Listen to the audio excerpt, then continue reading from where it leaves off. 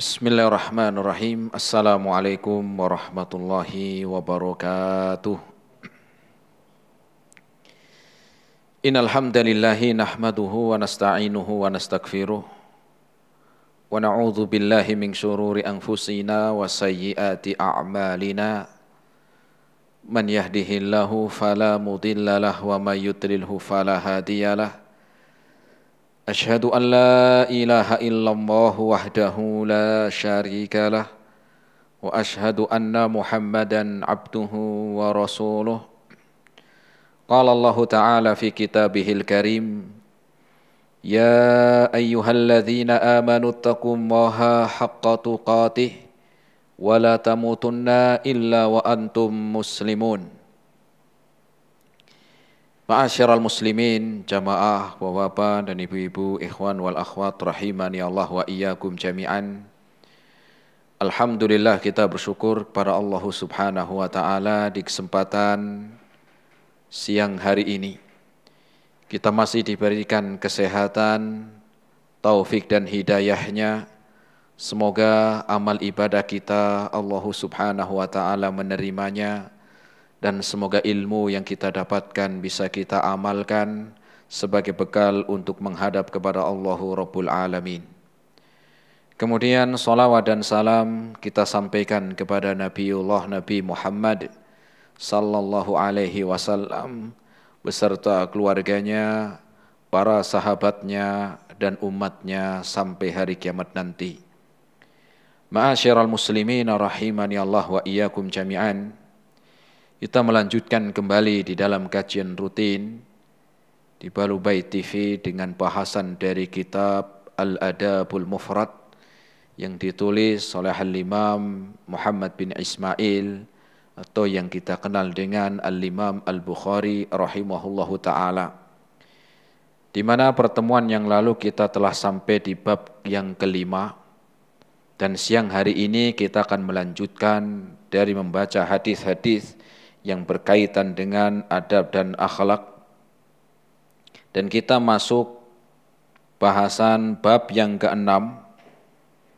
Jamaah bisa lihat, yaitu di halaman yang ke-22, yaitu bab tentang balas budi bagi kedua orang tua. Balas budi bagi kedua orang tua. Hadis yang ke-10 dalam bab yang ke-6, balas budi bagi kedua orang tua.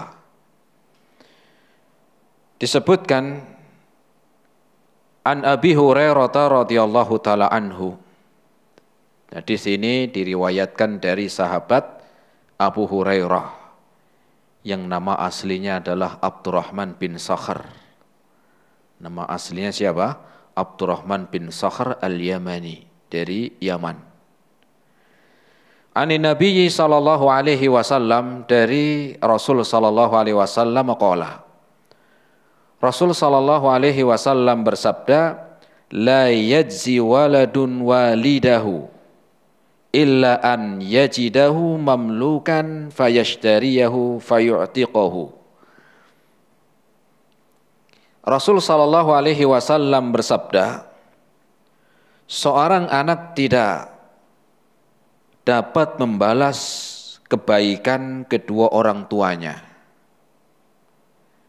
illa an yajidahu mamlukan, kecuali apabila anak mendapati orang tuanya berstatus menjadi seorang budak.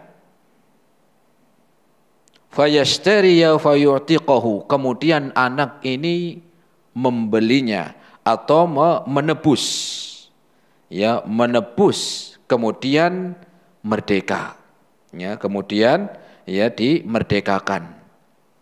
Hadis riwayat Al-Imam Al-Bukhari, dan hadis ini juga diriwayatkan juga oleh Imam Muslim. Jamaah rahimani Allah wa iyyakum jami'an. Dalam hadis ini Rasul sallallahu alaihi wasallam mengabarkan tentang la yajzi waladun walidahu, bahwa seorang anak tidak mampu untuk membalas budi atau membalas kebaikan kedua orang tuanya.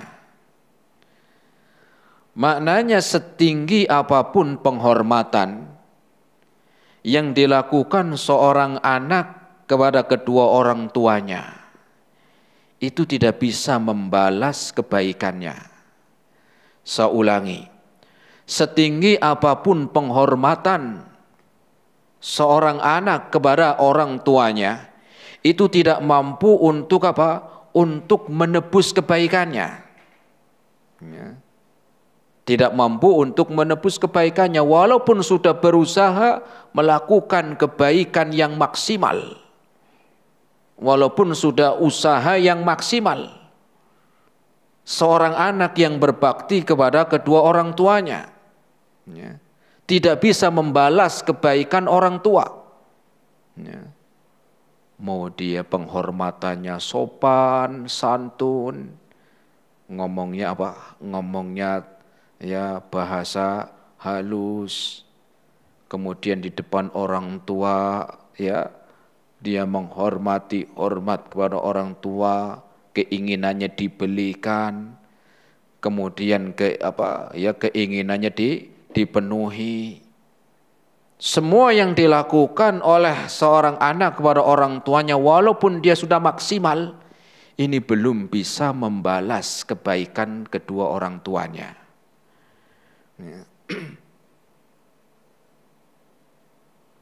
Dan juga disebutkan dalam hadis ini, kalau seorang anak saya sudah melakukan perbuatan yang maksimal dalam berbakti kepada kedua orang tuanya, itu belum bisa menebus jasa orang tuanya. Apalagi kalau anak ini yang tidak berbakti.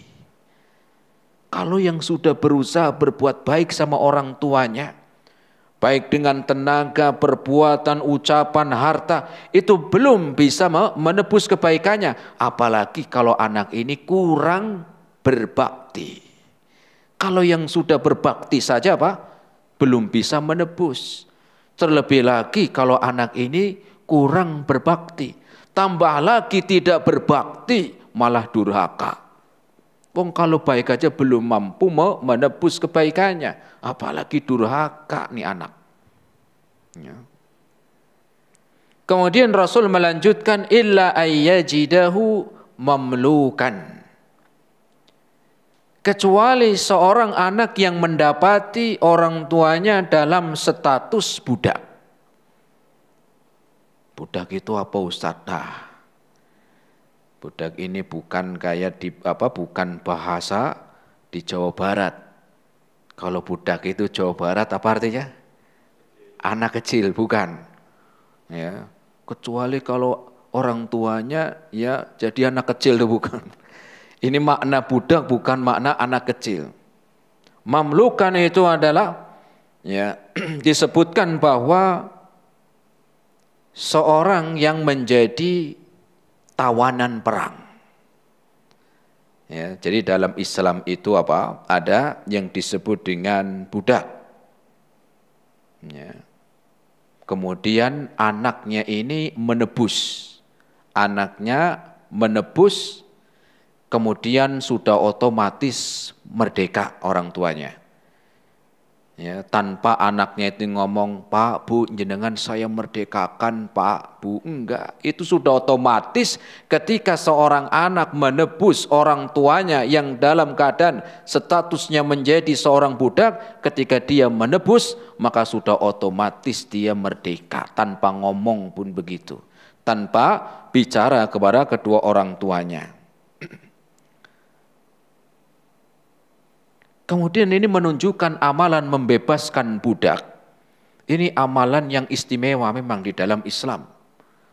Amalan yang termasuk amalan yang besar adalah membebaskan budak. Tetapi hari ini jangan sampai kita ya terus gimana orang tua saya biar saya bisa menebus kebaikannya. Karena hari ini pun ya sulit untuk mencari seorang yang berstatus menjadi seorang budak. Ya. Hari ini sulit untuk mencari seorang yang berstatus menjadi budak, bahkan hampir nggak ada. Hampir apa? Enggak ada. Sehingga peluang orang tua, ya, peluang orang tua di dalam kebaikannya itu sulit untuk ditebus kebaikannya, untuk dibalas jasa-jasanya. Kenapa? Karena juga hari ini kita ya tidak mendapati sebagai budak, ya, tidak mendapati sebagai budak. Ya. Dan budak itu dalam Islam ada ya budak, bahkan ini sudah ada sebelum Islam pun budak itu sudah ada. Cuma bedanya kalau dalam agama selain Islam itu atau di negara-negara yang ya tidak menganut dengan agama Islam, perbudakan itu ada.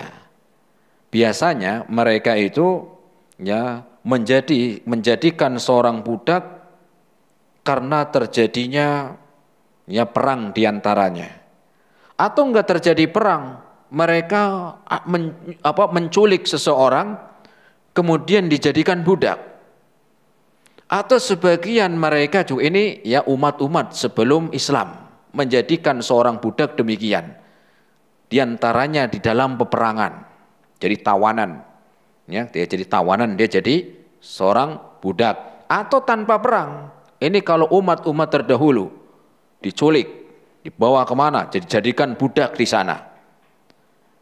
Atau juga tanpa diculik, tanpa peperangan karena adanya kasta. Apa kasta? Ya, ya kasta itu kayak ini darah biru begitulah, ini darah merah. Ya ini keturunan apa? Keturunan dari raja, ini keturunan dari bukan raja. Itu kasta. Dan dulu umat-umat sebelum Islam yang menjadikan budak demikian. Atau terjadinya perampokan. Sampai akhirnya dijadikan budak lah. Ya. Adapun di dalam Islam tidak. Ya, di dalam Islam tidak demikian. Di dalam Islam itu menjadikan seorang budak ya itu karena peperangan, adanya peperangan, bukan nyulik orang, ngerampok atau kasta, tidak. Dalam Islam karena terjadinya peperangan kemudian ada tawanan, itulah yang menjadi apa? Budak. Ya. Sebagaimana di sana disebutkan oleh Syekh Fundi, wa kana raqiqu mawjudan bi aidil arabi hina ja'al islamu fa aqarrahum ala ma kana bi aidihim. Jadi perbudakan itu sudah ada dari dulu, sudah ada sebelum datangnya Islam. Di bangsa Arab itu sudah ada perbudakan, itu sudah ada. Ya, dan dahulu itu datang ya dari negeri-negeri ya, ada selain apa? Ya, sebelum datang Islam sudah ada perbudakan. Ya. Seperti Romawi, Persia, ya, kemudian juga Yunani dan negara-negara kala itu sudah ada. Sehingga ketika datang Islam fa'aqarruhum ala ma kana bi aidihim. Kemudian Islam Kemudian ketika datang Islam, maka ya juga Islam menetapkan adanya budak, tapi dengan cara apa? Dengan cara adanya tadi peperangan. Ya. Dan ini seorang budak itu ya terhina. Ya terhina karena bisa dijual belikan dahulu demikian. Ini perbudakan ini bukan ya sudah ada dari sebelum Islam itu datang, sudah ada. Adapun di dalam Islam enggak langsung ketika jadi tawanan perang langsung dijadikan budak, tidak. Ya. Ketika mendapati tawanan perang itu enggak langsung kamu jadi budak, enggak. Ya. Tetapi untuk apa? Pertama mereka ya diantaranya ditebus. Untuk ditebus, ya diganti, ditebus satu orang sekian. Ada yang kedua di dalam Islam itu dieksekusi mati, tawanan. Ya, ada yang kedua demikian. Ini biasanya pimpinan-pimpinannya, orang-orang yang menghasut untuk menyerang kaum muslim, pimpinannya biasanya. Ya diantaranya itu. Ada yang ketiga dijadikan budak. Jadi enggak langsung jadi budak, enggak ada pilihan-pilihan, ada dengan ditebus, ada juga dieksekusi, ada didakwai ya Islam sampai masuk Islam kemudian dibebaskan, ada yang dijadikan tawanan. Nah, ini ya Rasul sallallahu alaihi wasallam mengatakan seorang anak tidak mampu untuk menebus kebaikan orang tuanya. Ya, kecuali ketika anak ini mendapati orang tuanya dalam status menjadi seorang budak. Kemudian dia membebaskan. Ketika dibebaskan sudah otomatis menjadi merdeka, bukan jadi budaknya anaknya, bukan. Beda kalau orang lain yang membelinya, menebusnya, maka dia menjadi budak dari tuannya tadi yang menebus. Adapun kalau seorang anak tidak, ya, itu sudah otomatis ya dia merdeka. Nah, jamaah rahimani Allah wa iyyakum jami'an. Rasul sallallahu alaihi wasallam menyebutkan di dalam hadis ini bahwa orang tua memiliki hak yang sangat besar. Orang tua memiliki hak yang sangat besar. Sehingga apapun yang kita usahakan di dalam kita berbakti kepada orang tua itu belum bisa membalas jasa kebaikannya. Selembut apapun kita kalau ngomong, ya, bahasanya apa? Bahasanya lembut, ya, bahasanya halus, ya, jadi kayak makhluk halus jadinya, ya, bukan. Jadi apa? Walaupun dia sudah berbicara dengan pelan, dengan lembut, dengan halus, itu belum bisa membalas kebaikan kedua orang tua. Kenapa demikian? Karena kebaikan orang tua, kata Rasul, tidak bisa dibalas. Sepatuh apapun kita, setaat apapun kita kepada orang tua, itu belum bisa mendapati mereka belum bisa kita balas kebaikannya. Nah, kemudian juga harus kita pahami, di dalam seorang berbakti kepada kedua orang tua itu bukan balas budi, bukan balas budi. Tetapi yang lebih penting dari kita berbakti kepada orang tua karena Allah yang memerintahkan. Bukan kenapa jenengan baik sama orang tua, ya orang tua saya yang baik sama saya, bukan. Tetapi karena apa? Karena ini perintah Allah Subhanahu wa taala. Karena seandainya kalau orang tua kurang baik pun kita diperintahkan baik. Kalau balas budi kan enggak. Orang tuanya baik, dia baik. Orang tuanya kurang baik, dia balasnya kurang baik. Itu balas budi. Tetapi kalau perintah Allah mau model seperti apa orang tuanya walaupun dia seorang yang tidak beriman sekalipun, maka Allah perintahkan kita untuk berbuat baik kepada orang tua. Apalagi orang tua sudah baik. Kalau yang kurang baik aja kita diperintahkan berbuat baik, apalagi kalau orang tua sudah berbuat baik, ya. Dan bukan balas budi, ya, tetapi Allah yang memerintahkan.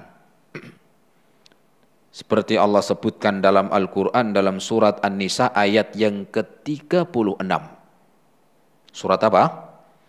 An-Nisa ayat yang ke-36, Allah Subhanahu wa taala berfirman, wa'budullaha wa la tusyriku bihi syai'a wa bil walidaini ihsana. Sembahlah Allah dan jangan kalian menyekutukannya, dan berbuat baiklah kepada kedua orang tuamu. Dan berbuat baiklah kepada kedua orang tuamu. Maknanya ini perintah Allah, bukan balas budi. Kalau kita berbuat baik kepada orang itu balas budi, akhirnya jadi sering kecewa. Ya, akan menumbuhkan kekecewaan. Kalau kita lupa dengan Allah akan tumbuh kekecewaan. Ya, kenapa? Karena ketika seorang anak mendapati orang tuanya kurang baik, akan tumbuh kecewa. Tetapi di dalam berbuat baik pada orang tua, ini karena perintah Allah dan bukan balas budi. Kenapa? Karena kita sebaik apapun, selembut apapun, ucapan kita, ketaatan yang kita lakukan kepada orang tua, belum bisa membalas jasa-jasanya. Nah, ini hadis yang Lanjutkan hadis selanjutnya yang ke-11. Kita masuk hadis yang ke-11. Haddatsana Sa'id ibnu Abi Burdah. Telah mengabarkan kepada kami Sa'id ibnu Abi Burdah. Qala sami'tu abi yuhadithu annahu syahida bin Umar. Aku mendengar bapakku mengabarkan bahwa dia pernah menyaksikan Abdullah bin Umar. Wa rajulun yamaniyun yatufu bil baiti hamala ummahu wara'a dhahri. Jadi disebutkan Abi Burda ini, bapak dari Sa'id, mengabarkan, dia bercerita tentang ini athar dari Abdullah bin Umar. Athar dari sahabat Abdullah bin Umar.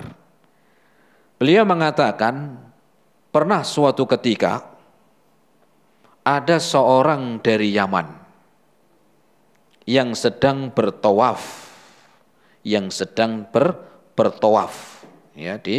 di Ka'bah, dalam keadaan menggendong ibunya. Orang tawaf kalau rame kan susah. Ya, ini dengan keadaan menggendong ibunya. Tawaf sambil gendong ibunya. Kemudian dalam keadaan demikian, sambil menggendong ibunya, orang Yaman ini mengatakan, innilaha ba'iruha mudallal. Saya untuk ibuku sebagai tunggangan yang tunduk. In udhirat rukabuha lam udhar. Yang menenangkan orang yang naik. Antum kalau naik, misalnya naik onta misalnya, kemudian ontanya enggak tenang, atau kudanya enggak bisa diatur. Orang yang naik hewan itu khawatir enggak? Khawatir, takut jatuh. Naik kuda, kudanya enggak bisa diatur, ngamuk-ngamuk kudanya. Orang yang naik kuda atau yang naik kuda ini dia akan khawatir. Maka orang Yaman ini mengatakan, in ud'irat rukabuha lam ud'ar. Bahwa saya untuk ibuku adalah tunggangan yang menenangkan. Sehingga akan menjadikan ketenangan bagi yang menaiki. Dan sekarang ibunya itu dalam keadaan digendong. Ya, bayangkan. Sambil gendong ibunya. Ya. Summa qala ya Ibnu Umar. Ya. Kemudian dia pun, ya, ini bukan hanya menggendong dari ketika sedang tawaf, bahkan disebutkan, ya, orang ini dari Yaman melakukan tawaf sambil menggendong ibunya. Berarti dia berangkat dari Yaman sambil gendong ibunya untuk melakukan tawaf. Ya. Selesai melaksanakan tawaf, dia mendatangi Abdullah bin Umar dan bertanya, ya Ibnu Umar, ataroni jazaituha? Wahai Abdullah bin Umar, yang aku lakukan ini, saya gendong ibuku dari Yaman sampai Mekah. Digendong loh jamaah. Apakah apakah aku melakukan demikian sudah membalas jasa-jasa ibuku? Faqala Abdullah bin Umar, faqala la. Apalah? Tidak. Ya. Engkau belum membalas kebaikannya. Wala bizafratin wahidah, untuk membalas hentakan nafasnya ketika melahirkanmu, itu aja belum bisa membalas.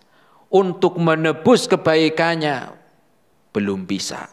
Bahkan seandainya untuk menebus hentakan nafasnya, satu nafas ketika melahirkan, itu belum bisa engkau balas. Summa tawfa Ibnu Umar fa'atal maqama fa shalla raka'ataini. Kemudian Abdullah bin Umar pun melanjutkan tawaf dan apa? Setelah tawaf kemudian beliau pun sholat di maqam Ibrahim, sholat 2 rakaat, tsumma qala, kemudian beliau pun Abdullah bin Umar menasihati, ya Ibna Abi Musa, wahai Ibna Abi Musa, inna kulla raq'ataini tukaffirani ma amamahuma. Sholatlah ya di maqam apa? Di maqam Ibrahim ini 2 rakaat, karena dengan itu ya sesungguhnya setiap dari rakaat yang engkau apa? Yang engkau tunaikan ya menghapus dosa-dosa yang sebelumnya. Hadis riwayat Al-Imam Al-Bukhari. Jamaah rahimani Allah wa iyyakum jami'an. Disebutkan bahwa ada seorang yang datang dari Yaman tadi untuk melaksanakan umrah. Atau mungkin ini juga haji, intinya dia tawaf ya, dengan keadaan menggendong orang tuanya. Dan jarak dari negeri Yaman ke Mekah itu enggak dekat jemaah. Ya. Dari kota di Yaman atau dari Yaman sampai ke Mekah itu sekitar 1.100 km, sekitar 1.100 kilo. Itu kurang lebih dari pelabuhan Banten sampai Banyuwangi, kurang lebih. Gendong loh. Ya, dari mana? Dari pelabuhan Merak Banten sampai Banyuwangi, kurang lebih 1.100 kilo gendong. Ini luar biasa. Kemudian yang keduanya cuacanya pun nggak sama kayak di sini. Cuacanya panas, menyengat. Ya. Kalau orang dari Banten ke Banyuwangi masih enak. Capek dikit ada warung, capek dikit masih ada tempat istirahat. Kalau ini mau istirahat di mana? Yang ada batu, yang ada pasir, panas, dan dalam keadaan gendong. Ya. Berhari-hari lamanya. Ya. Kemudian juga tentunya di dalam menghadapi keadaan seperti ini banyak kesusahan, kesulitan. Mungkin karena ibunya itu beratnya juga bisa. Walaupun enggak berat namanya dia gendong ya berat. Ya. Dan gendong ini dalam melaksanakan ibadah. Ya, untuk melaksanakan ibadah itu melaksanakan tawaf. Ya. Enggak usah kita gendong, jalan kaki aja lah, sendiri, tawaf sendiri, tanpa gendong orang itu sudah capek, jalan kaki. Ini harus gendong, jalan kaki, dan harus dia menempuh perjalanan yang jauh untuk melaksanakan ibadah. Ini pengorbanan yang luar biasa. Ya. Mungkin dari kita, saya juga pernah gendong orang tua lah. Paling kita itu gendongnya dari mana sih? Cuman dari kamar ke mana? Ke ruang tamu, atau dari dalam keluar rumah. Ya itu mah ya ringan. Ini sudah antar negara coba. Sudah antar negara. Ya. Dan juga disebutkan bahwa orang ini ketika bertanya kepada Abdullah bin Umar, dia mengatakan, ataroni jazaituha, apakah aku sudah menebus kebaikan kedua orang tua atau menebus kebaikan ibuku? Ya, katanya Abdullah bin Umar, belum, tidak. Kamu belum membalas atau belum menebus kebaikan orang tuamu. Ya. Kalau ini saja yang dilakukan dengan penuh pengorbanan, dengan harta, dengan nyawa. Ya. Kadang-kadang ada seorang anak baru cuman sedikit berkorban untuk orang tua, ngomong sama saudaranya yang lain, saya kurang apa baiknya ke orang tua. Masya Allah, seakan-akan anak yang paling berjasa. Ya. Saya sudah kurang apa nih, saya di dalam berbakti sama orang tua kurang baik apa? Seakan-akan manusia paling berjasa untuk orang tuanya. Belum. Ya, belum. Ya. Sehingga di dalam kita melihat hadis ini, maka ada orang-orang yang demikian itu kata Abdullah bin Umar belum bisa menebus kebaikan orang tua. Ya. Apalagi cuman masakin. Saya kurang baik apa? Saya yang masakin. Pun masakin bangga. Saya kurang baik apa sama orang tua? Kalau sakit saya nganter kalau sakit. Saya kurang baik apa sama orang tua? Bajunya saya yang nyucikan loh. Cuma nyucikan aja udah paling, ya kayak orang paling bangga untuk orang tuanya. Ya. Maka jangan sampai Jangan sampai kita merasa orang yang paling berjasa untuk orang tuanya. Ya. Itu aja kadang-kadang walaupun melaksanakan perintahnya masak, nyuci atau mungkin bersih-bersih, nganter itu aja kadang masih jengkel.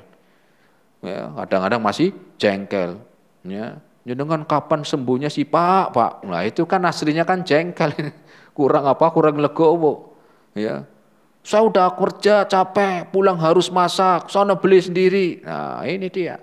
Walaupun nanti ujungnya dia masak, tapi kan kurang kurang ikhlas akhirnya. Ya.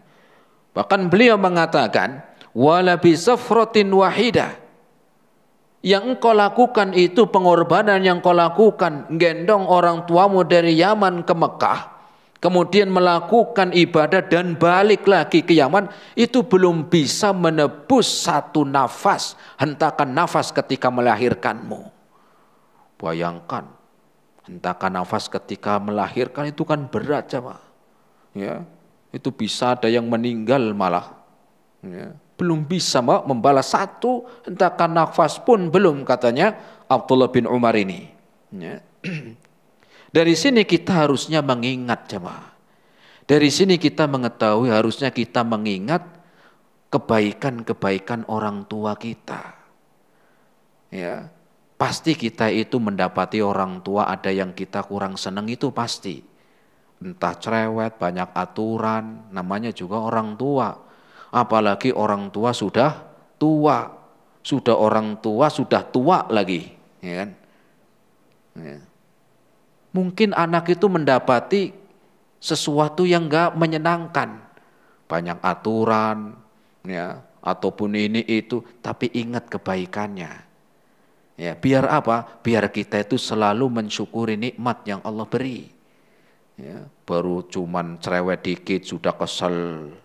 Baru Baru orang tua marah dikit sudah kita balas, sudah nggak mau pulang. Ini apa? Ya, anak model begini? Ya, maka untuk memperbanyak mengingat kebaikan-kebaikan orang tua. Kenapa? Karena orang tua sangat besar jasanya. Ya. Sehingga ketika kita mengingat kebaikan-kebaikannya, maka sesuatu yang kita kurang senang di dalam orang tua itu akan hilang. Dengan apa? Dengan kebaikan yang kita ingat dari orang tua. Ya. Kemudian beliau yang menasihati, ya, menasihati apa? Bahwa 2 rakaat, ya, ini, ya, 2 rakaat kalian akan menjadikan penghapus dosa-dosa sebelumnya. Ini keutamaan sholat. Ya, ini keutamaan sholat. Ya. 6. Abdullah bin Umar sebagaimana kita pernah mendengar hadisnya, beliau pun orang yang sangat sangat berbakti kepada orang tuanya. 6 ini hadis yang ke-11. Lanjut hadis yang ke-13. Hadis yang ke-12.